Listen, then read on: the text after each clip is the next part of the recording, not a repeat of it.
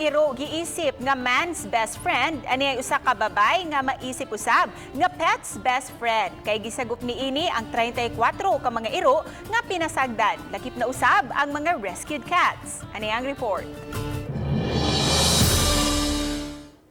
Gipahigayon sa Department of Veterinary Medicine and Fisheries sa Dakbayan sa Sugbo ang libre ug labing unang drive-thru vaccination sa mga iring ug iro diha sa North Reclamation Area. Kabahin kini sa pagtimaan sa World's Rabies Day.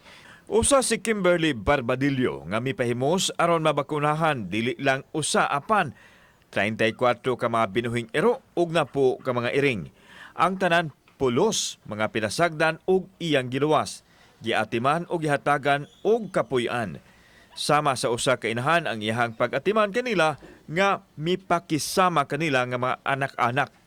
Nag-grant na dyan ko for myself and para nila sa mga rescues kay para lang maka-rescue ko ba kay maluoy di ko na kita nila sa daan ba. Kung ang uban hasulan sa daghang hayop apan si Kimberly, pasyonan niya ang pagtabang sa mga pinasagdan nga mga iro ug iring ug iyang atimanon. Happy po sila ba, kita ko nila niya.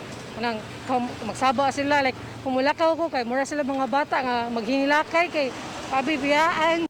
Gisuportahan sa DVMF ang advokasya sa mga tao nagpakabara sa mga hayop nga pinasagdan. Usa sa serbisyo nila nga mahatag ang libre nga vaccination sa mga hayop aron masigurong luwas sa rabies. Para sa celebration, mo nang tanan na nagbuhi og iro og iring, gitagaan nato og bakuna sa rabies na libre.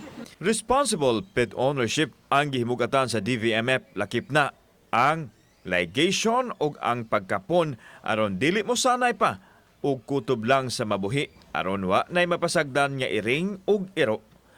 Kauban si Clover Lumayag, ako si Alan Domingo.